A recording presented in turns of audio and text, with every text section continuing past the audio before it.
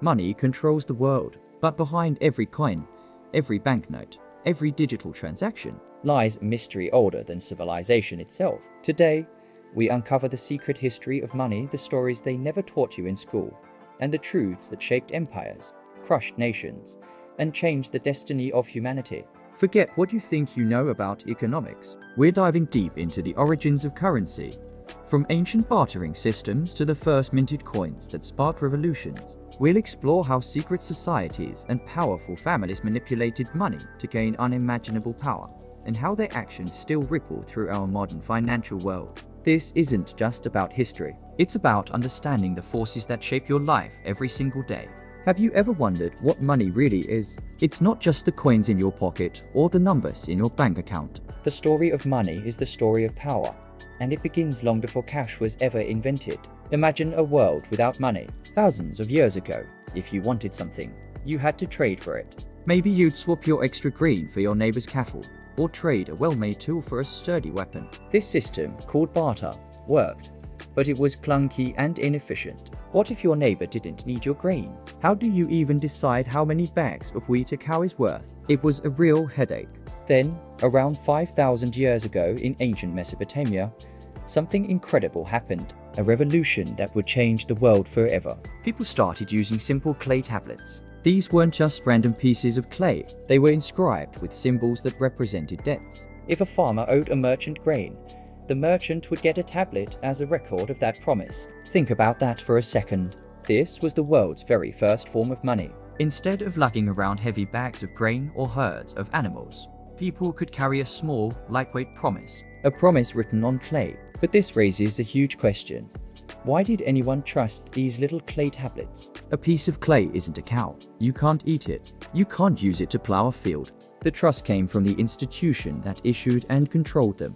The temples. In ancient Mesopotamia, temples were the center of society, not just for religion, but for the economy too. The religious elites, the priests, were the ones who managed these clay tablets. They were the bankers of their time.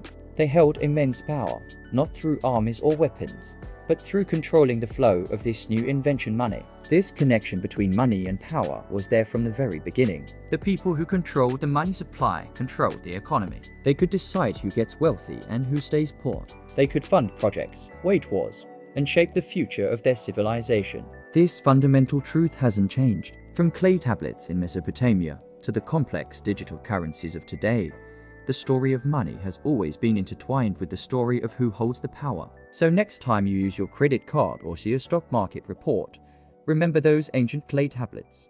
You're participating in a system that's thousands of years old, a system built on trust, promises, and the timeless dance between money and power. It was a fascinating, but let's be honest, pretty inefficient system. Imagine trying to get change for a cow. But then, around 600 BC, something happened in a little kingdom called Lydia, in what is now modern-day Turkey.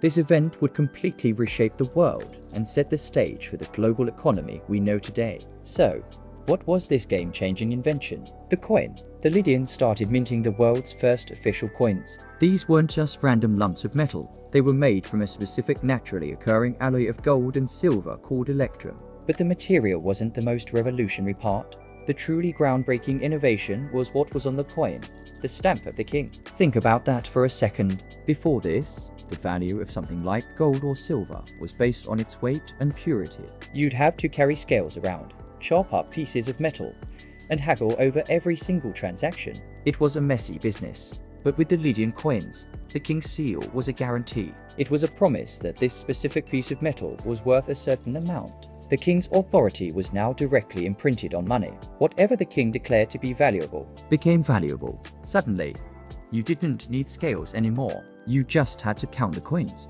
This simple idea, standardized, government-backed currency, was like pouring gasoline on the fire of commerce. Trade exploded. Merchants could travel further and deal with more people more quickly and confidently than ever before. A farmer in one village could sell his wheat for coins and then use those exact same coins to buy tools from a blacksmith in a town 50 miles away, without any arguments about the value of the payment. The economy started to flow. But coins didn't just grease the wheels of trade, they also fueled the engines of war. Before coins, how did a king pay a massive army? With land? With a share of the loot? It was complicated and unreliable. But with coins, it was simple. A king could pay his soldiers a regular, standardized wage. This made it possible to maintain large, professional, standing armies that were loyal directly to him, not to a local lord. A paid army is a reliable army.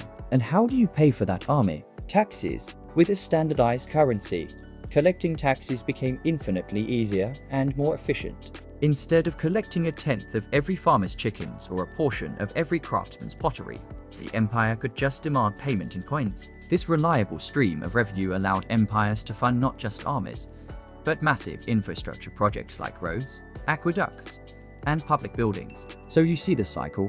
Coins make trade easier, which makes the economy stronger. A stronger economy means more tax revenue. More tax revenue allows a king to fund a powerful army.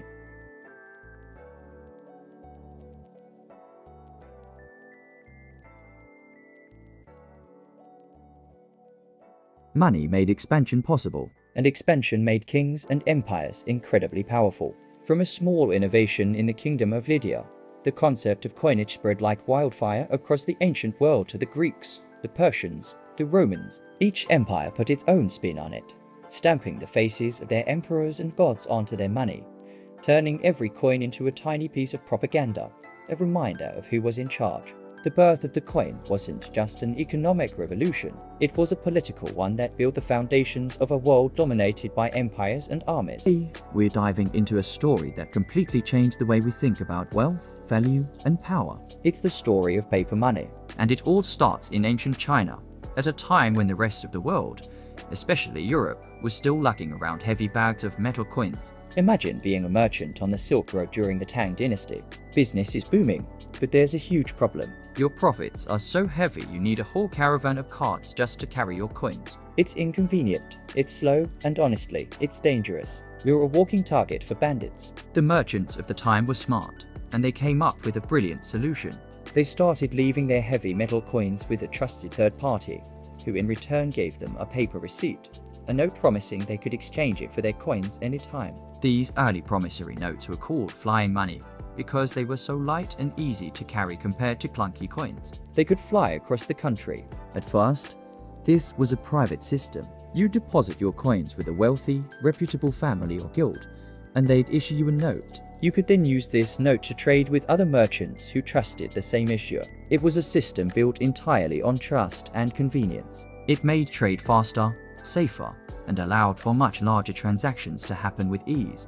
This was the birth of paper money, but it was still tied directly to physical metal in a vault somewhere. It was basically a claim check for your gold or silver. But then, something incredible happened. In the year 1024, during the Song Dynasty, the government saw the power of this system and decided to take it over. They centralized the issuance of these notes and made them the official currency.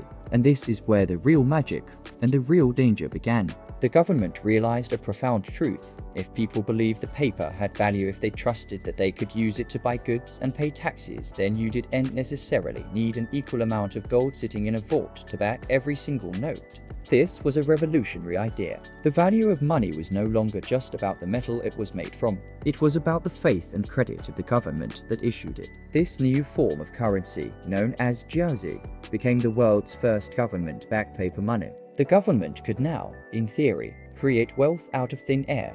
They could fund massive public works, pay for armies, and stimulate the economy just by printing more paper. This discovery unlocked incredible economic potential and set a precedent that would change the world forever. For a while, it worked spectacularly. The economy flourished, and trade reached new heights.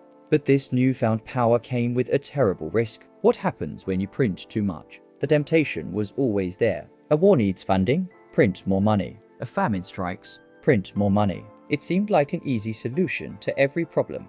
But as more and more paper notes flooded the market without a corresponding increase in the goods and services available, each note became worth less and less. This is what we call inflation. And eventually, it led to collapse. People started to lose faith. They'd show up with a stack of paper money demanding their gold or silver, only to find the vaults were nearly empty. Panic would set in.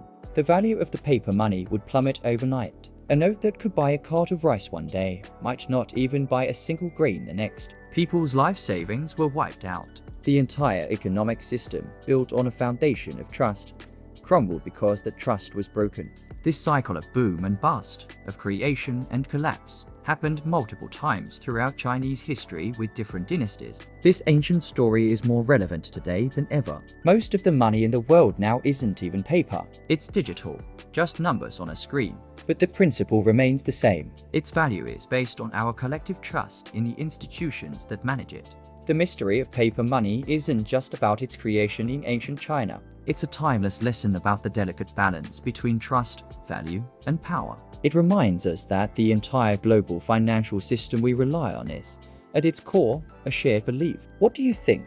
Is our modern financial system that different from the paper money of the Song dynasty? If you were wealthy, you had a lot of gold, but carrying it around was dangerous and inconvenient. So, what did you do? You take it to the local goldsmith. They had the strongest vaults and the best security.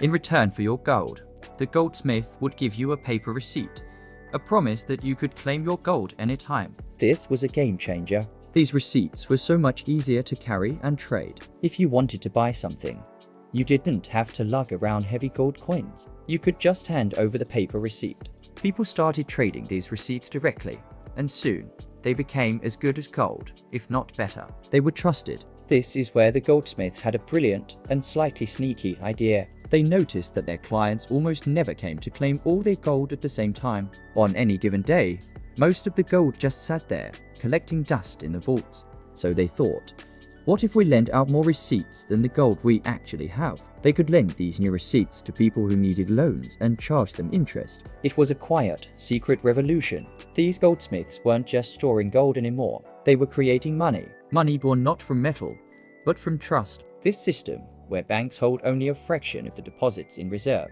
and lend out the rest, is called fractional reserve banking. It's the engine that powers our modern economy, allowing for investment, growth, and expansion. And here's the truly mind-blowing part. The core of this system, born in the back rooms of European goldsmiths, is still the foundation of the global financial world today. The money in your bank account, the loans for cars and houses, the vast sums traded on stock exchanges, it all operates on this principle of trust and lending that began with simple paper receipts. The world we live in was shaped by these first bankers. Let me know your thoughts down in the comments. Thanks so much for watching. And if you enjoyed this journey into the past, make sure to like, subscribe, and hit that notification bell so you don't miss our next video. See you next time.